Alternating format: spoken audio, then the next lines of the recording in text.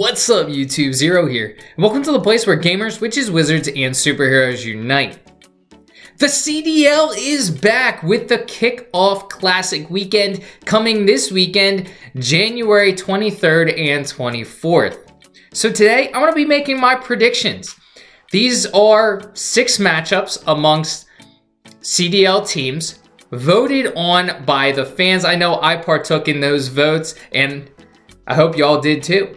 So anyway, before I get into it, I do want to say that if you do enjoy this video, feel free to give it a thumbs up and hit that subscribe button. It's the red button, same color as my Mario hoodie. I love this hoodie. It looks so cool. Came in last night. Kind of matches my Switch back there. I point somewhere. But anyway, without further ado, let's get into the predictions.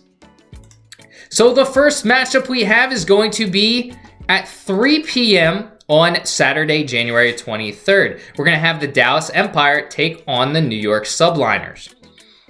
The Dallas Empire are the defending champs, and they have 4 returning players to the starting roster. We did drop down from that 5 to 4, but all 4 players are returning. Shotzi is the reigning MVP. Crim6 is the MVP of the playoffs. And possibly the greatest player of all time. The Subliners have a young up-and-coming team. They have Asim, who's only 20, Mac, who was a rookie last season, Hydra, who's not going to be playing this weekend because he does have those visa issues, but we should hopefully be seeing him at some point. And we have Diamond Khan, who just recently got called up due to Zuma's unfortunate retirement. Then you have one of the greatest players of all time in Clay, who does have a lot of championships, has been able to mold young players under his belt.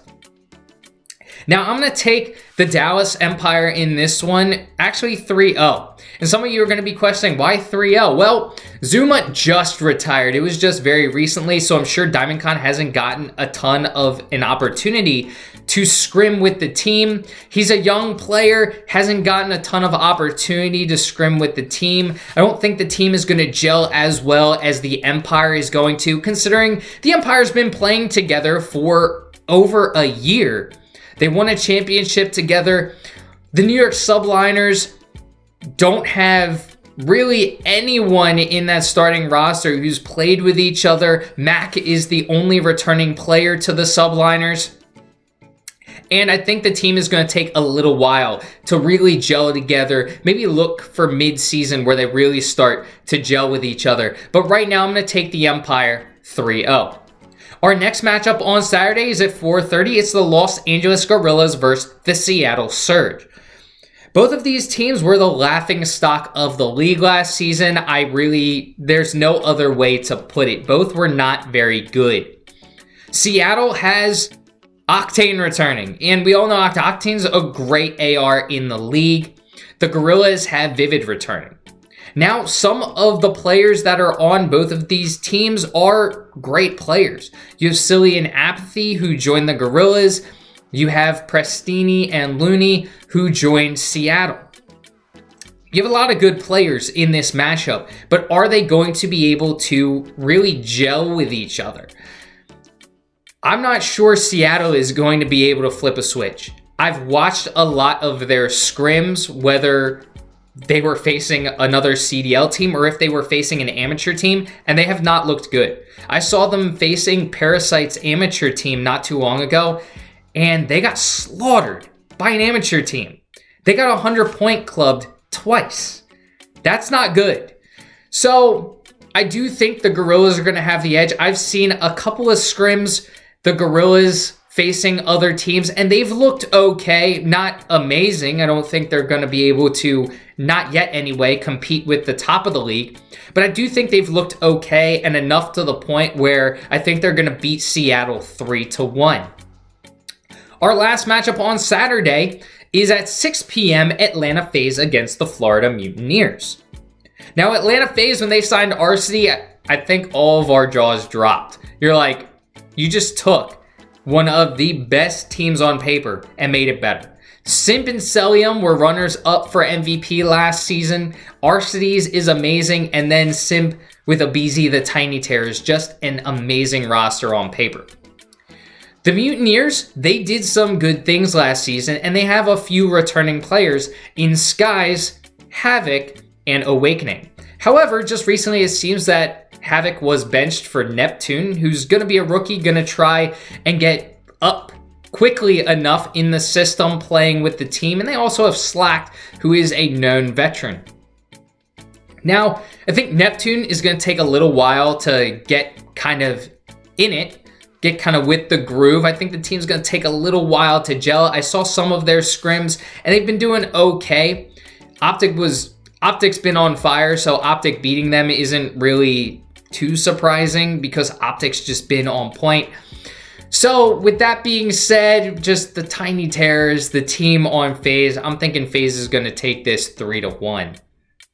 Now let's go to our Sunday matchups. At 3 on Sunday, January 24th, we have the Royal Ravens against the Legion, our Battle of Europe. The Royal Ravens do have most of their returning team, and you add Alex to it. You have Zero, Shawnee, and then you're adding Alex. Great team on paper. Then the Legion kind of took a while to announce their roster. We had known what it was going to be for a while, but they finally announced it. They got half of the twins in scraps, no Wuskin attached to them. You have a young talent in Fire who's going to be a good player in the league. You have Aqua, who's won a championship before. So I think these teams are going to be fairly well matched. I know that a lot of people are thinking Paris isn't going to do anything, but I do think that Paris is going to be a little bit better than expected. Their roster isn't that bad. And the Royal Ravens, they've been gelling together for a little while. I do think the Royal Ravens are going to take this one, but I think they're going to take it in a close one, 3-2. Then we have the Battle of the North. At 4:30 p.m. on Sunday, we have the Toronto Ultra against the Minnesota Rokkr. Now, I always love seeing these two teams go back and forth on Twitter. It's always very enjoyable to watch. The Rokkr look like they have a little bit slower of a team. They have accuracy, they have Major Maniac, they have attached. It seems like a little bit slower of a team. The Ultra are getting a lot of their players back from last season. You have Methods, you have Cammy, you have Kleenex. So you do have a decent amount of returners from the Ultra. And remember, the Ultra at the end of last season, they were doing pretty well. They ended up upsetting FaZe. They won a home series. And the Rokkr, now they don't have any returning players.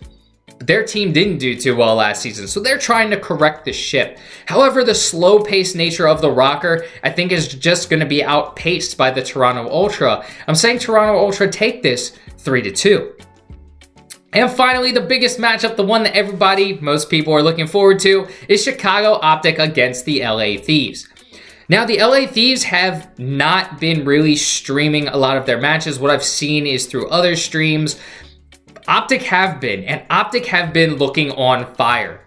You have the entire team moving to Texas to get on those Texas servers, and it seems like a lot of the players on the Thieves have done that as well, and the Thieves were doing amazing at the end of last season. Well, they're the Thieves now, but they were Optic last season, but they were really picking it up at the end of last season. You still get 3 players back, TJ Haley, Kenny, Slasher, very great players. Looking forward to seeing what they have to bring to the table this season, being on the better servers.